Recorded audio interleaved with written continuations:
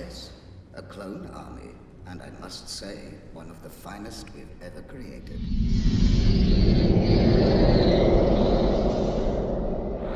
G'day ladies and gents, and welcome back to War Thunder with Mags, and today we're going to be taking a look at an aircraft that is often considered by many to be overpowered or under-tiered. It's definitely manned by an army of clones. This is the BV-238. So, getting into this aircraft, why is it considered overpowered? Well, it's largely because of its defensive armament and its ordnance loadout. Actually, it's entirely due to that.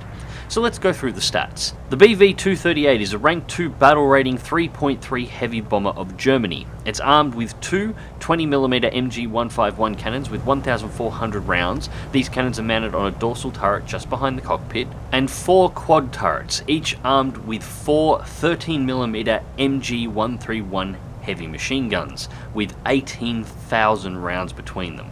That in total is 16 13mm heavy machine guns across the entirety of this aircraft. Now, as I said, they're quad turrets. There is one turret mounted in the nose, one in the tail, and one in each of the blisters at the back of the wings and about halfway across the wing point. That is a hell of a lot of defensive armament, but we're not done yet. Then there's the payload. 20 250kg SC-250 bombs. This is the only bomb load that this aircraft gets access to. Now, for those who spend a little bit of time bombing in War Thunder will know that it's not the weight or mass of the bomb itself that matters, it's how much explosive it contains. Well, these bombs each carry 125 kilograms of TNT equivalent. 20 bombs with 125 kilograms of explosive per bomb is 2,500 kilograms of explosive over the entire bomb load. That is pretty massive, but you don't realise just how massive until you compare it against something else, another heavy bomber.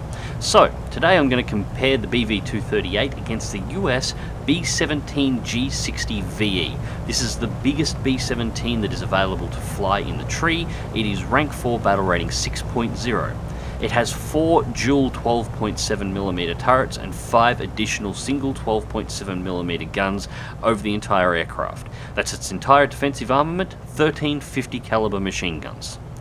And in terms of payload, the biggest payload it has access to is 4 2,000-pound bombs, each of these bombs carrying a total of 535.6 kilograms of TNT equivalent. So that totals out to 2,142.4 kilograms of explosive over the entire bomb load. So to put this simply, the BV-238 is rank 2, its battle rating 3.3.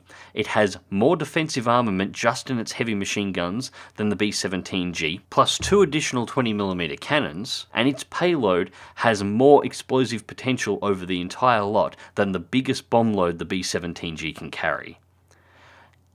Yeah, it's easy to see why people think this thing is a wee bit overpowered. So as for the rest of the BV-238's stats, it has a maximum speed of 421 kilometers an hour. I've never hit that in level flight. You will hit it with a very shallow dive, however. Maximum level flight speed at between 16 to 20,000 feet is somewhere in the vicinity of 350 to 360 kilometers per hour, which is quite respectable.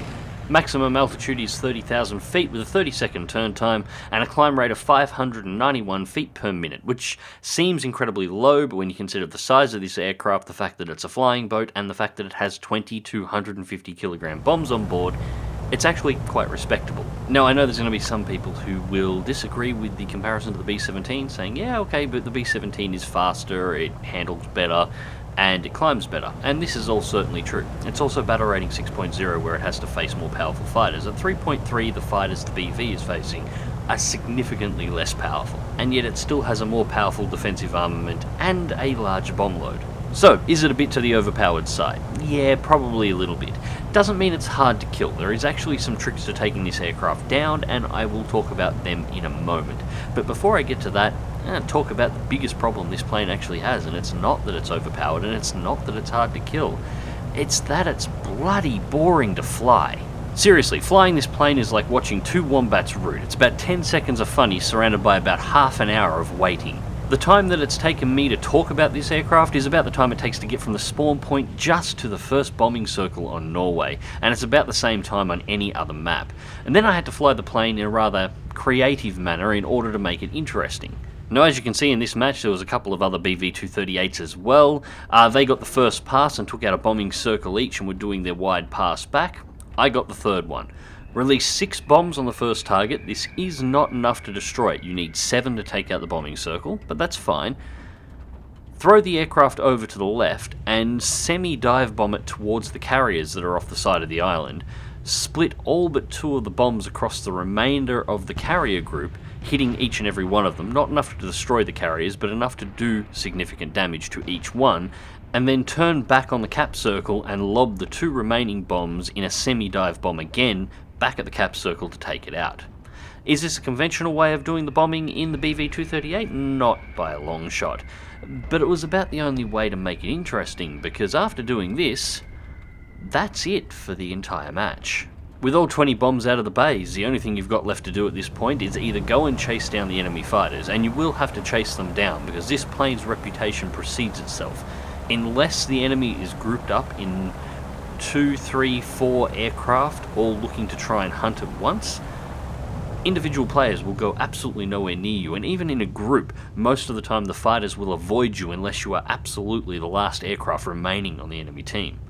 Now, you can't exactly blame players for that considering the capabilities of the aircraft, but it still does lead to that whole lot of boring that floats around this aircraft. And with no bombs left, there's nothing else left to do but go back to base and get more.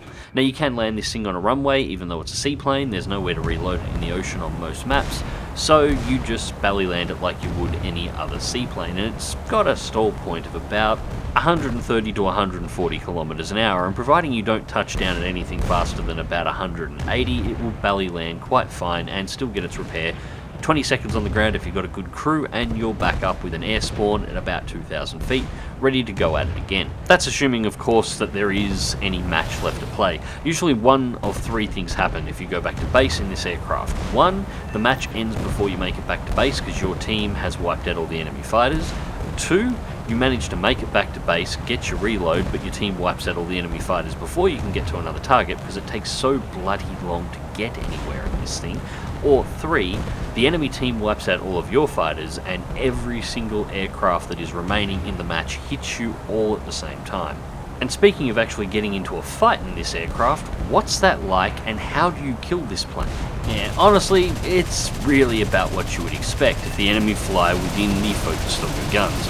But that is the important part with this aircraft, and it's actually one of its weaknesses. The enemy need to fly within the focus of your guns. You see, by having these quad 50 caliber turrets mounted at the back of the wings, plus the one in the tail, does give you 12 guns aiming at the rear of this aircraft with a phenomenal fire coverage. These gun blisters in the back of the wings are also a weakness in the defensive armament because of how wide they are apart. You don't actually realise it, but the defensive gunners on a bomber are subject to the convergence range that you set at the start of a match. The reason why you don't normally notice it is because for the most part, most of the guns on any bomber all fire from the central fuselage, and when you're shooting at the back of an aircraft, they're all sort of firing in line, which keeps the shots relatively well grouped together. But not on a BV. There's half a football field between the 2 guns on the wings in the BV, so these guns need to converge on your cursor. Now, this P-47 that I just engaged saw what was coming and he just bailed out. But we're going to watch his engagement again, his approach again, with me firing at him in slow motion. Okay, so what we're after is right here on the screen. You can see the P-47 is 930 meters behind us, and you can see the outer guns firing and crossing ahead of where the P-47 is. This is because I have the gun convergence on this flyout set to only 400 meters. When you let the AI handle the defensive gunners on the BV, they seem to fire normally trying to hit the target, but when you manually take control, the guns try and align themselves to the set convergence on your cursor. And this makes sense because if they didn't on an aircraft like the BV, what you would get is 2 streams of fire positioned about here, roughly the distance that the guns are off the central portion of the aircraft. You know, the guns would be setting to the left and right, so they would aim to the left and right. They need to converge on your cursor in order for you to manually be able to aim them inside of War Thunder's mechanics. And this is actually a weakness on the aircraft, because if you can work out what the convergence range is on the player in the BV that you're trying to attack, you can sit 600, 700 meters behind a BV, and he won't be able to hit you with 8 of his guns. He'll only have 4 that are effective. That is the 4 that are mounted directly in the tail. Now you can see that I know this in this shot. I'm trying to aim at the P-47 so that the gun in the right-hand wing, that is the gun that is firing from my left, shoots across the aircraft and hits the P-47 at range, while the gun at the right just shoots off into oblivion. And while this is possible to do, actually managing to pull this off means that the 4 guns in the tail are also shooting off into oblivion, not to mention that you're aiming at an aircraft with a gun sight that is mounted 50 feet away from the actual gun that you're firing. Now anyone who's come up on the back of a 238 before knows exactly what this P-47 is seeing, just a solid wall of tracer smoke coming out of the back of the aircraft. Which is why it's absolutely not surprising that when one of my guns hits his engine and he starts billowing black smoke, he decides the best option is to just bail out and go find somebody else to fight. So, what about killing a 238? Well, that is actually nowhere near as hard as you may think. Killing a 238 is not difficult. Killing a 238 quickly is difficult, but you don't need to. Fully loaded, the Blohm Voss BV-238 weighs somewhere in the vicinity of 95 tons. It is absolutely massive for an aircraft, and while it does have 6 engines and big wings, it relies entirely on those to keep it in the air. The BV cannot fly if it suffers even the loss of 2 engines out of the 6 that it has available. It can sort of amble along if it loses 1. The biggest mistake I see most Allied pilots make when they're engaging these is they get shots off on one wing and then they try and go for the other wing. Don't. Focus all your shots on that massive half football field size wing on one side of the aircraft and just drill it full of holes. If you manage to kill 2 of its engines, you've killed the aircraft. If you fill just one wing full of holes, the plane will lopside and it doesn't have enough control surfaces to be able to stabilize itself. So eventually, maybe not right away, but at some point in the next couple of minutes, it's going to tip itself over and go into a spiral and rip itself to pieces if it doesn't just crash into the ground and explode. In either case, the plane is dead. So what you want to do to take out a BV-238 is approach the aircraft and let the gunner burst a couple of rounds off. As a general rule, the guns will be set to a convergence of 400 meters, because that is the default and very few people actually change these. Throw your plane around aggressively so he can't get a good bead on you. Make sure you can see where the cross from the outer guns are. When you approach the 238 to engage, do not fly any closer than about 200 meters to that convergence point and only aim at one wing. Fire as many shots from long range as you can. The wing is huge, it's really hard to miss. As soon as you've done good damage and you've got smoke out of 3 engines, pull out and see what the plane does. If it is lopsiding heavily to one side, leave it. Go on to your next target. He is dead. It doesn't matter when he dies, he's not going to be able to land the plane, he's not going to be able to climb in that plane, he's not going to be able to bomb in a straight line accurately with that plane anymore, and chances are he's not even going to be able to keep it in the air for any longer than a couple more minutes. If you hang around any longer than that, he will work out how to get all his guns on you, or you'll fly too close and he'll hit you with all 3 turrets at the same time, which will pull your aircraft apart in seconds. Anyways, ladies and gents, I hope you found this video interesting. I would talk a little bit about the history of this aircraft, but there's really not a lot to say.